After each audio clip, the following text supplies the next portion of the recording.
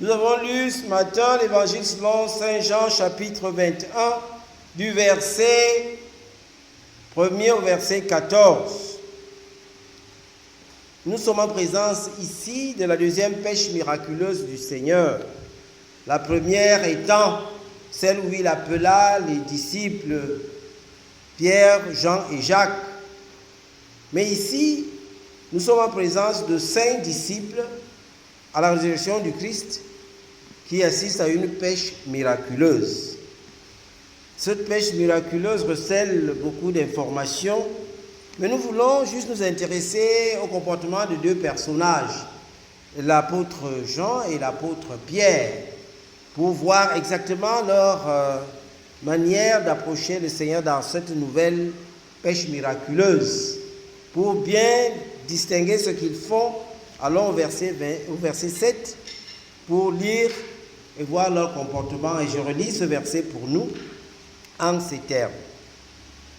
Alors le disciple que Jésus aimait, dit à Pierre, « C'est le Seigneur !»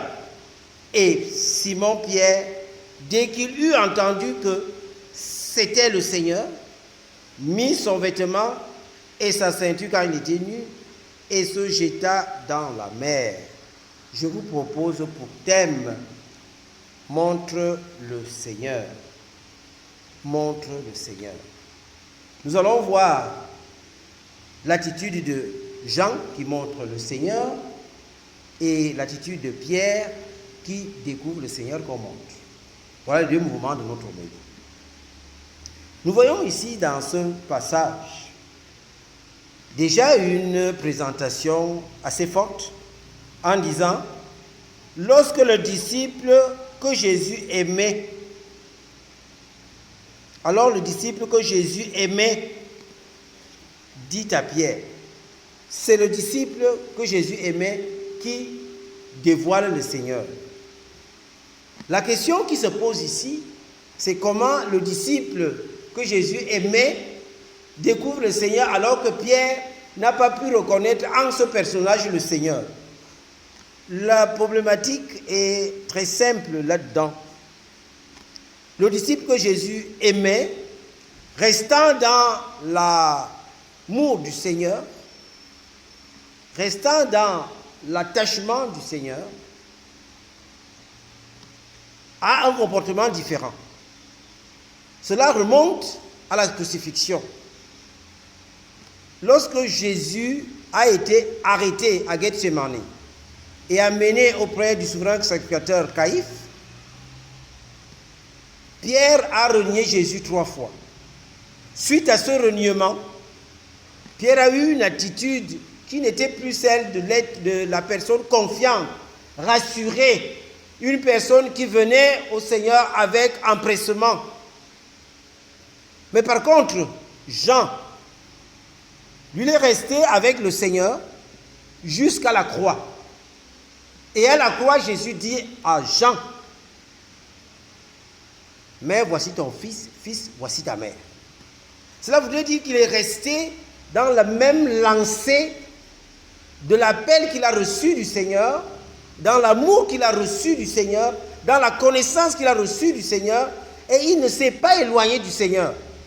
Ce qui permet que sa perception des choses reste. Et il peut donc reconnaître le Seigneur. Il peut donc voir le Seigneur. Cela voudrait dire que l'attitude que la personne garde vis-à-vis de la connaissance du Seigneur permet une meilleure perception de qui est le Seigneur. Si toi tu restes avec une perception du Seigneur trifue de certaines actions désavantageuses, des actions pécheresses, tu as de la difficulté à percevoir.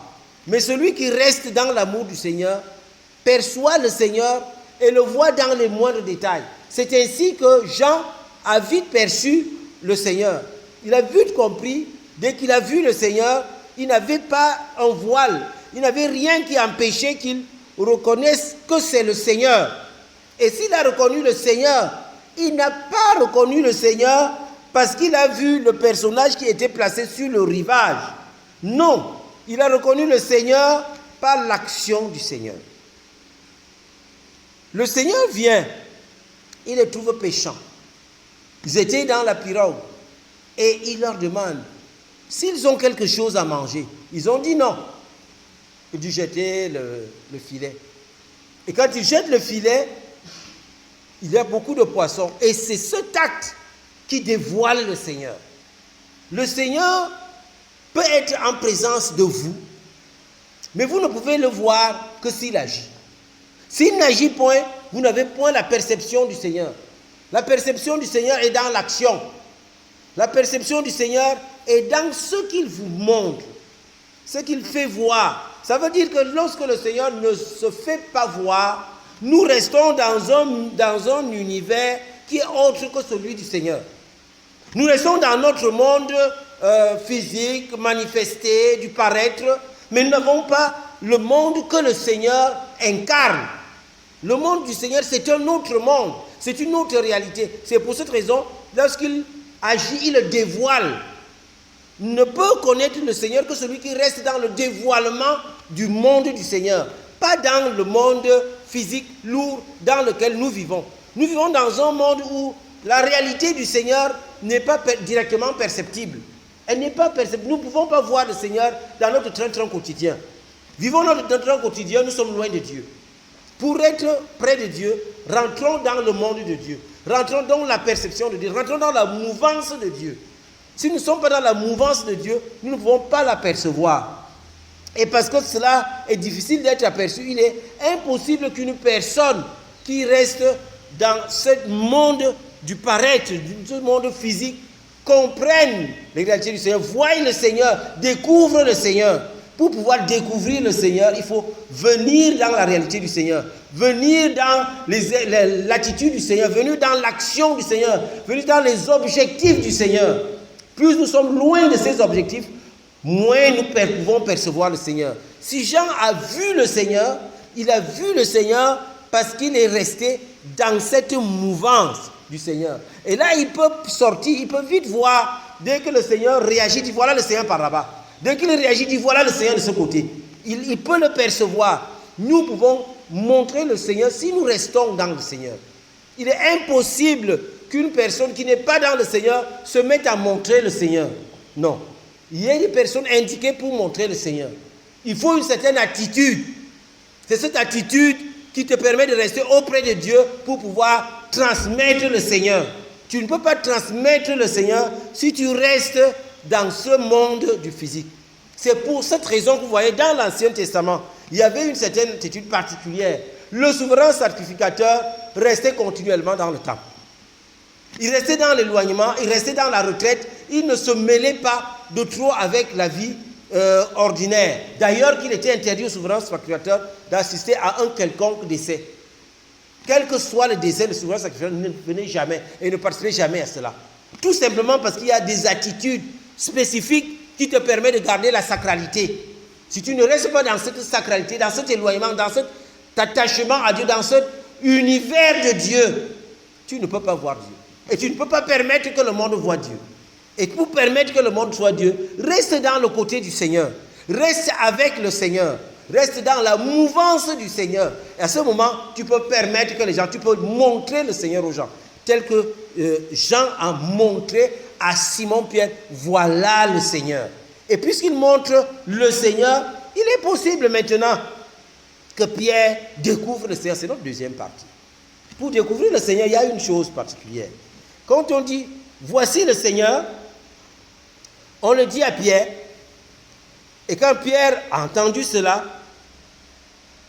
on dit quelque chose qui est admirable. C'est le Seigneur. Simon-Pierre, dès qu'il a entendu que c'est le Seigneur, il mit son vêtement.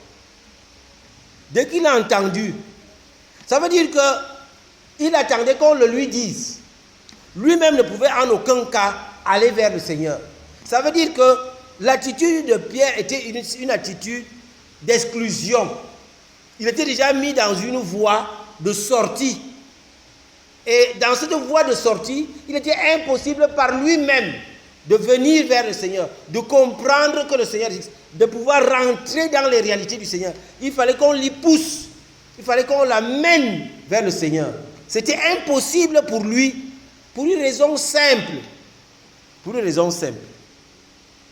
Nous avons toujours l'impression que le péché est une fiction, est un fait abstrait. Tu lances une injure, tu crois que tu n'as rien fait, ce sont des mots que tu as lancés. C'est tout. Tu vas prendre un truc, tu dis, ce sont que des mots. Tu ne lis pas l'acte que tu as posé à une certaine action en toi. Tu ne sais pas que l'acte que tu poses crée une certaine réaction au-dedans de toi, réaction qui permet que tu puisses te séparer de Dieu, que tu puisses prendre un chemin autre qui n'est pas le chemin de Dieu, et qu'il est impossible de revenir sans qu'on ait enlevé ce que tu as placé là. C'est-à-dire ce que tu as placé crée pour toi une sorte de barrière, une sorte de déviation où tu ne peux pas revenir sur tes pas. Il y a quelque chose, donc le péché est quelque chose qui est très dangereux. C'est-à-dire, quand Pierre a renié le Seigneur, il ne voyait pas l'impact de ce acte. Il ne voit pas l'impact de cet acte. Il aurait fallu que le Christ priât pour lui afin qu'il ne puisse partir pour toujours. C'est parce que le Christ a prié. C'est parce que le Christ a prié et que Dieu lui a fait miséricorde. Si ces choses n'existaient pas, il était impossible qu'il revienne. Il allait prendre exactement le chemin de Judas Iscariote, qui n'a pas pu recevoir de pardon parce qu'il s'est entêté dans sa voie, il s'est endurci dans sa voie et il n'est pas resté avec le Seigneur. Voilà comment ça se présente. Mais Pierre, parce qu'il a eu cette action, c'est ça qui permet qu'il puisse revenir et qu'il puisse distinguer le Seigneur. Maintenant, il faudrait qu'il puisse comprendre le Seigneur. S'il met le vêtement, s'il rentre, c'est simplement parce qu'il a eu cette souvenance. Il s'est rappelé. Dès qu'il a vu, on dit c'est le Seigneur. C'est là où il a mis les connexions pour dire ah mais tiens, je n'ai pas compris. Cette même pêche miraculeuse, dans ce même lac Tibériade, nous l'avons réalisé il y a 3 ans. C'est là où le Seigneur m'a appelé. Et là, ce qui veut dire, tout le déroulé de l'action de la vie du Seigneur, en un clin d'œil s'est passé dans sa tête pour qu'il puisse revenir. Nous disons que nous ne pouvons pas rester avec le Seigneur. Nous ne pouvons pas prendre le Seigneur du coup. Non. Le Seigneur, c'est un travail de longue haleine. C'est un travail de longue haleine. On te montre le Seigneur, tu le découvres, tu vis cette expérience au quotidien qui peut te permettre à chaque instant de te rappeler, de te souvenir.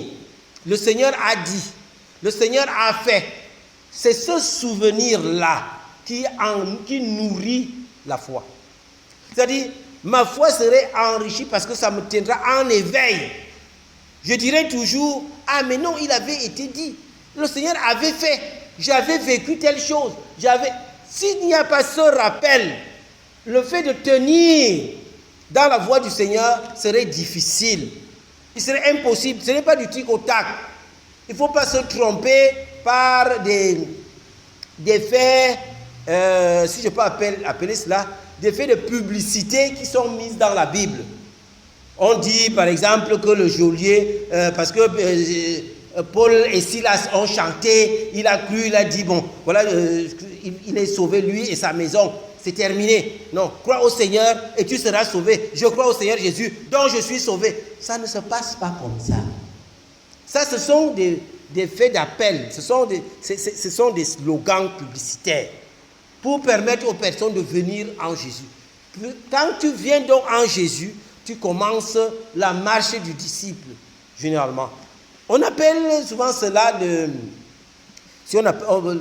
des actes néophytes. Des actes néophytes. C'est-à-dire, le Seigneur fait des choses, des tapes à l'œil. Il t'éblouit. Et dès que tu as vu le Seigneur, tu dis, ah, mais le Seigneur est merveilleux. Non, vraiment, je peux tout pour le Seigneur. Oui, tu peux tout pour le Seigneur. D'accord, tu peux tout. Ok, viens alors. Fais donc le tout là. C'est là où se trouve tout le problème. Donc, c'est ainsi, c'est une manière d'appâter, d'amener les gens au Seigneur. Mais ce n'est pas la finalité du Seigneur. Non, la finalité, c'est autre chose. Ça veut dire que quand tu viens, il y a il faut vivre avec le Seigneur au quotidien. C'est une marche de longue haleine où tu dois te rappeler, il est dit, il a fait, il a agi. Si tu n'as pas cela, tu ne peux pas enrichir ta marche. Tu ne peux pas progresser vers le Seigneur pour pouvoir rester avec le Seigneur, pour t'affermir dans le Seigneur. Il faudrait comprendre que c'est un processus, et c'est un processus qui te fait t'investiguer, te donner à œuvrer, à faire des actions. Et c'est ce qu'on montre par le fait qu'il va mettre son vêtement, il va s'habiller, il saute dans la mer. Attends, Pierre, tu t'agites beaucoup. Mais les autres, ils tirent d'abord le poisson. Tu pouvais venir avec la pirogue. Jésus ne parle plus, il est là au rivage. Mais non, il ne peut pas rester. Il saute, il va dans la mer, il court vers le Seigneur. Et puis après, il rentre encore le premier. Il va encore tirer le filet pour enlever le poisson. C'est trop d'agitation. Tout simplement parce qu'en fait, le véritable problème de cette agitation, c'est cette rencontre avec le Seigneur. Parce que l'ayant troublé, il faut se faire accepter. Il faut que le Seigneur puisse dire, non, Pierre, m'aimes-tu, Pierre, m'aimes-tu, pour qu'il le tranquillise. Parce qu'il se voyait tellement exclu. Et tenez-vous tranquille, ça n'a pas été de tout repos. C'est-à-dire, le fait que Judas se soit pendu et soit mort n'a pas laissé les 11 indifférents. C'était quand même un camarade de route. Ils ont fait 3 ans, jour et nuit, en suivant le maître. Quand il a trahi et qu'il est décédé, c'était une grande désolation du groupe. Donc ça veut dire que Pierre, étant dans la voie de sortie, se trouvait menacé. Parce qu'il avait renié le Seigneur. Et qu'est-ce qu'il avait fait? Ce qu'il avait dit, et puis ce que nous faisons au quotidien. Nous le faisons tous les jours. Nous le faisons dans nos rapports avec des gens, dans nos discussions, dans nos blagues, dans nos plaisanteries. Nous lançons des bourrasques de cette manière. Et nous croyons que nous n'avons rien fait. Alors que c'était scandaleux. Et c'est ça qui trouble Pierre ici. Il a fallu qu'on lui montre Jésus pour qu'il vienne vers le Seigneur, pour qu'il soit accepté. Donc il faudrait que ce soit un travail pour tous ceux qui sont dans le Seigneur, de pouvoir savoir montrer le Seigneur aux autres. Montrer le Seigneur aux autres. Le travail de la foi n'est pas un travail individuel, un travail solitaire. Non, c'est un travail collégial, collectif, un travail d'ensemble. On ne peut pas aller vers le Seigneur cloîtré seul dans son coin. C'est impossible. Si on vous le dit, on vous trompe. C'est un travail d'ensemble où on se tient. Il faut que Jean montre le Seigneur à Pierre pour que Pierre cherche à plaire au Seigneur, à revenir dans son élan premier, à découvrir le Seigneur. Montrons le Seigneur à nos frères afin que nous puissions mener une communauté de foi plus active, plus efficace, plus dynamique. Alors nous allons vivre dans une communion profonde avec le Seigneur et nous saurons qu'être avec le Seigneur est une question d'un groupe ensemble qui forme un. Jésus l'a dit proprement quand il parlait. Je voudrais que vous soyez un, comme moi et mon Père nous sommes un. Montre le Seigneur. Amen.